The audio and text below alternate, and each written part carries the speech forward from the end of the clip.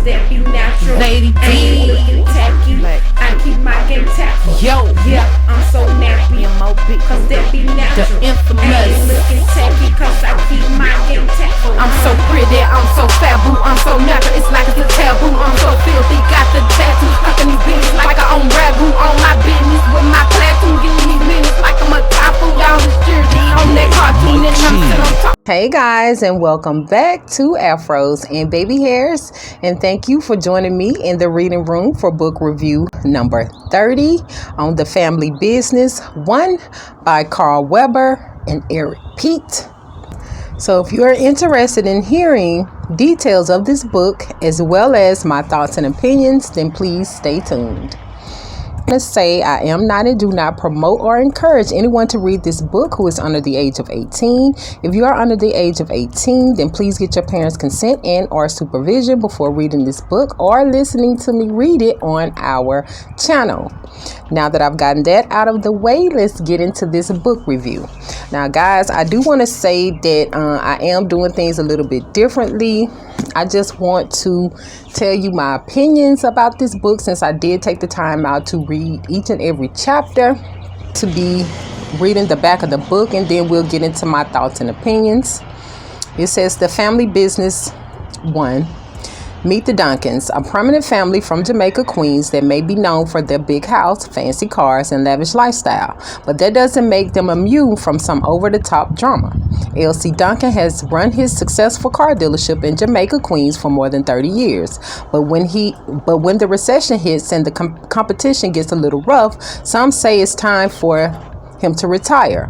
Palm trees and golf sound like fun, but LC still has a few tricks up his sleeve. Which one of his kids can he trust to run the family business?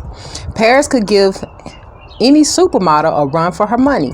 When she walks in the room, all heads turn, but it's her anger issues and knack for getting into trouble that most people remember. She's much more dangerous than anyone gives her credit for, except perhaps her father. Orlando is the most obvious choice to lead the Duncan into their future. He has proven himself to be quite the businessman over the years, but sometimes the most obvious choice isn't the best choice. Harris Grant is married to LC's oldest daughter. In Harris's opinion, he's the most qualified to run the family business. Now he just needs to convince LC and make sure no one discovers the secret he's been keeping. Harris isn't the only one with skeletons in the closet. The Duncan family has been keeping a secret of their own, a deep, dark secret that, if revealed, will shock the entire community. So, yeah, guys. So, I'm just going to tell you what I think as far as reading this book. As far as Paris, and I'm starting with her because that's basically who the book starts off with. She does give the impression at first that she is this innocent girl, as far as, just being secretly a wild child, doing things that she knows she isn't supposed to be doing. But, in front of her parents, she's just, this innocent girl. But then,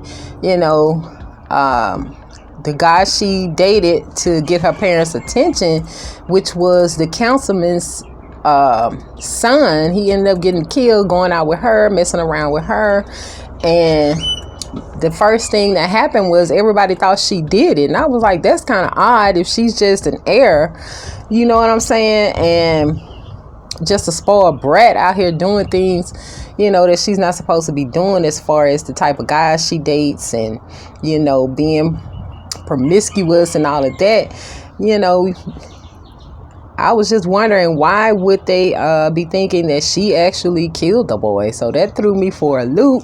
And, discovering about Orlando, he had this secret of, meeting up with these escorts and working with this escort business on finding him girls.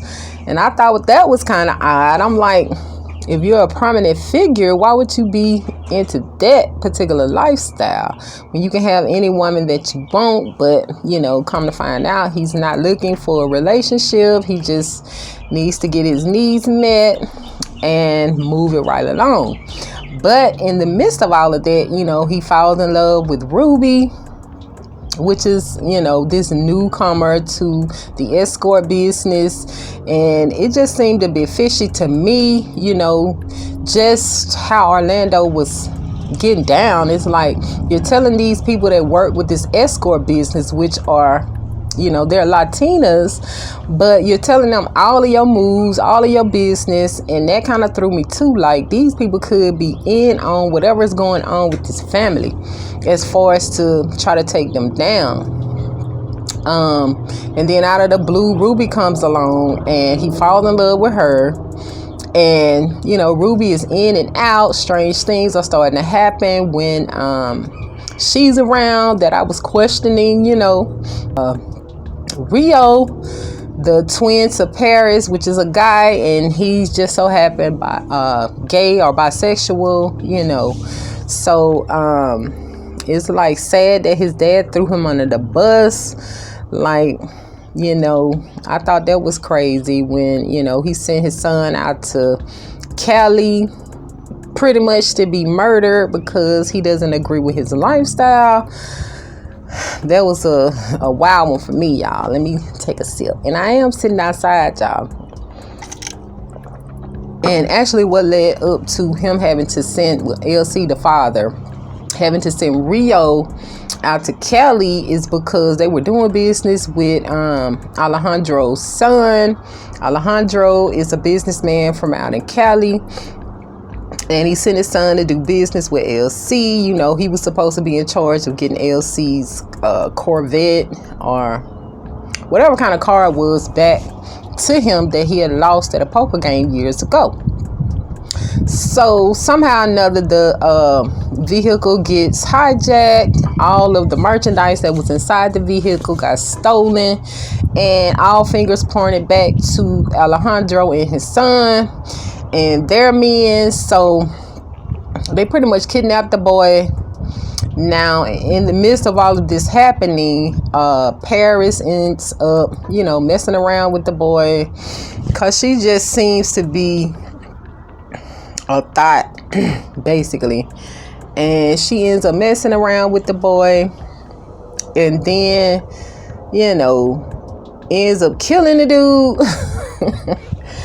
So yeah, that's when we finally discovered what Paris was up to, you know. Upon reading more and more into the story, you know, Paris, once she got in trouble in school a few times, her dad sent her off overseas, and it seems like she was sent overseas to become a trained assassin. Like, this whole boarding school idea, that is not what her dad sent her off to be. So, you know, she ends up being the company's troubleshooter, and that's exactly what she did. But no one gave her the order to shoot Miguel, which is Alejandro's son, and that just started a whole chain of events that, you know, we have Harris in London and their daughter Mariah. I kind of had questions about Harris from the beginning as well, because in secret he was beating on London and taking out all his anger and frustration out on her. And I'm like, this is supposed to be his wife. This is who he's supposed to be grateful to, that, you know, she brought him into this business. But once you realize what really transpired, it was like, you know, he was kind of bamboozled into the whole family business, and he wanted to have a higher ranking, and at the end of the day, he was kind of like the underdog. You know, they didn't really have much respect for him. He wasn't a killer, and then he was keeping his secret, which was the fact that he was related to these Italians that, you know, the Duncan family had this beef with. I mean, it's just, this book is all over the place. It really was a good read. I'm still looking forward to, you know, finding out more about the wife, which is Chippy.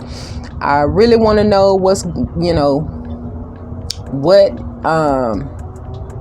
possibilities are going to unfold about London, because as you see deeper into the book, you find out that she is a hitter and she got some skeletons in the closet. So does Paris. You know their history and the reason why they don't get along. That was crazy.